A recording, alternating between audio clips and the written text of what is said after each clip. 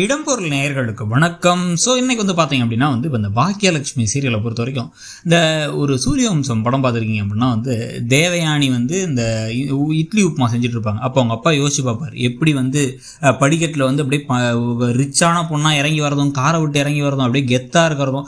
இப்போ பார்த்தீங்க அப்படின்னா இட்லி கொஞ்சம் மீந்துருச்சு, சர்க்கரையை கொஞ்சம் வாங்கிட்டு வச்சு அப்படியே செஞ்சுட்டேன் அப்படின்னு கொடுக்குறதெல்லாம் பார்த்து ஷாக் ஆவார் அவர். அந்த மாதிரி தான் இருக்குது நமக்கு இப்போலாம் கோபியை பார்த்தா. கோபிங்கிற ஒரு கதாபாத்திரத்தை எப்படி வச்சு தெரியுமா? ஆரம்பத்தில் அவர் ஒருத்தர் தான் ஒரே bread winner of the family. அதாவது இந்த வீட்டுடைய ஒரே சம்பாத்தியம் அவருக்கு மட்டும்தான். அவங்க அப்பாவுக்கு ரிட்டையர் ஆகிட்டாரு, அவருக்கு வரக்கூடிய பென்ஷன் பண்ணலாம் ரொம்ப கம்மி. இந்த வீட்டை வரைய தனியாலாம் கட்டி அது அப்போவே சென்னையில் அவ்வளோ பெரிய வீடு, அந்த அளவுக்கு பிஸ்னஸ் ரன் ஆகிட்டு இருக்கு. அதில் அந்த வீட்டுக்கு இஎம்ஐ அவரே கட்டிகிட்டு இருக்காரு, எல்லா விஷயங்களையும் அவரே பார்த்துக்கிட்டு இருக்காரு. ப்ளஸ் பார்த்தீங்க அப்படின்னா அவரோட மனைவிக்கு ஒன்றுமே தெரியாது, வீட்டில் கிச்சனை தவிர எதுவுமே தெரியாது அப்படிங்கிற மாதிரி இருந்துட்டு அவரை பார்த்து எல்லாம் நடுங்குவாங்க, அப்படியே எழுலாம் பயப்படுவார். இந்த பக்கம் பார்த்தீங்க அப்படின்னா பாக்கியா எதிர்த்து கூட பேச மாட்டாங்க. என்ன பாக்கியா என்னது இது அப்படின்னு கேட்டால் அப்படியே பெப்பங்குவாங்க. அதில் அவருக்கு அவங்க அம்மாவுக்கு மட்டும்தான் லைட்டாக பயப்படுவார், மற்ற எல்லாத்துக்கும் பயப்படலாம் மாட்டார். எப்பயுமே திமிரா ஒரு கெத்தான ஒரு ஆளாக தான் கோபிநாத் அப்படிங்கிற ஒரு கதாபாத்திரத்தை இன்ட்ரடியூஸ் பண்ணாங்க. ஆனால் இப்போ பார்த்தீங்க அப்படின்னா ஜந்து மாதிரி ஆகிட்டாங்க. மனித பிறவியாக கூட இல்லாமல் ஒரு ஜந்து ஆகிட்டாங்க. அதாவது முதுகெலும்பு கிடையாது.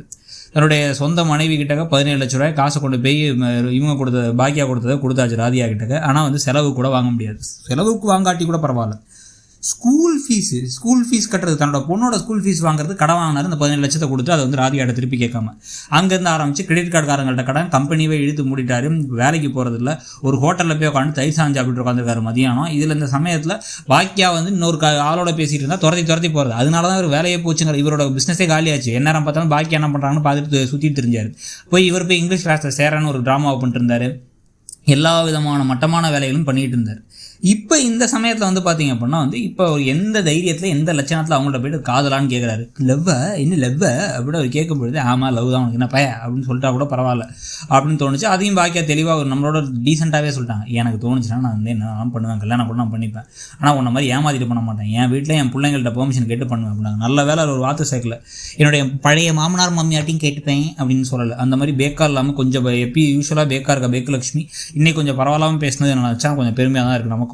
ஸோ இப்போ இதில் ஒராள் தாங்கிக்க முடியல, இதை கண்டிப்பாக ஏற்றி விட்டு இதை ஏதாவது பிரச்சனை பண்ணலான்னு இருந்தாருன்னா, ஏற்கனவே வீட்டில் தன்னோட சொந்த மகன் அவரை ஹீரோ மாதிரி பார்த்துட்டு இருந்த செடியை, அப்போ டேடி உங்களுக்கு ஒரு இதை அனுப்பியிருக்கேன், உங்களுக்கு ஒரு மெயில் அனுப்பியிருக்கேன், நீங்கள் கொஞ்சம் பார்த்து சொல்லுங்கப்பா அப்படின்னு பம்மிக்கிட்டு இருந்தவர் சட்டக்காலரை பிடிச்சி அவ்வளோதான் மரியாதைன்ட்டார்.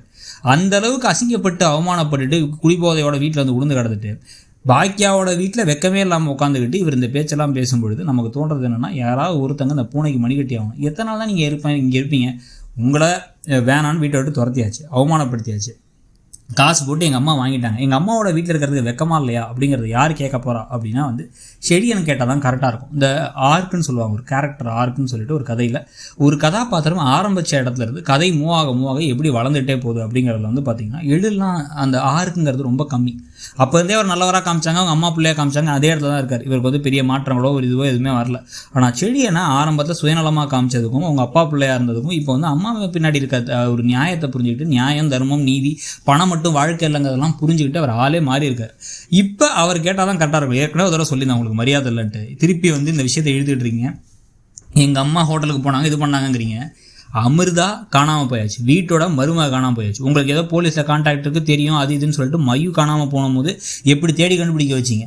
இப்போ இவ்வளோ பெரிய விஷயம் நடந்துகிட்டு இருக்கு, இவ்வளோ பெரிய பிரச்சனை நடந்துகிட்டு இருக்கு, எதையுமே பண்ணாமல் வீட்டில் உட்காந்து அம்மாவை குறை சொல்லிட்டு இருந்தீங்க தவிர ஒரு புள்ள பிச்சு போடல. நீங்கள் அவங்கள காப்பாற்றி கூட்டு வரதுக்கு அவரைனா செஞ்சார், அவர் செஞ்ச உதவியால் தான் கரெக்டான டைம் காப்பாற்ற முடிஞ்சு எங்களால். நீங்கள் முதல்ல போதும்ப்பா, இருந்தது போதும், கிளம்புங்க, வீட்டை விட்டு கிளம்புங்க, உங்கள் வீட்டுக்கு நீங்கள் போங்க, இது உங்கள் வீடு இல்லை, இது அம்மாவோட வீடு, வெக்கமே இல்லாமல் நீங்கள் உட்காந்துருக்காதீங்க அப்படின்னு சொல்லிட்டு பாட்டி நீங்கள் சும்மா இருங்க அப்படின்னு பாட்டி ஏதாச்சும் ஈஸ்வரி வாயதே டேய் அப்படின்னா டேய்லாம் இல்லை, நீங்கள் பேசாமல் இருங்க அப்படின்னு சொல்லிட்டா பெட்டர். சொல்லுவாங்கன்னு நினைக்கிறீங்களா? இல்லை என்னதான் இப்படியே போயிட்டு இருக்குமா கதை ஒரு மாதிரி லூப்லேங்கிறத பற்றி சொல்லுங்கள். தேங்க்யூ. இடம்பொருள் நேயர்களுக்கு வணக்கம். ஸோ இன்னைக்கு பார்த்தீங்க அப்படின்னா இப்போ இந்த பாக்கியா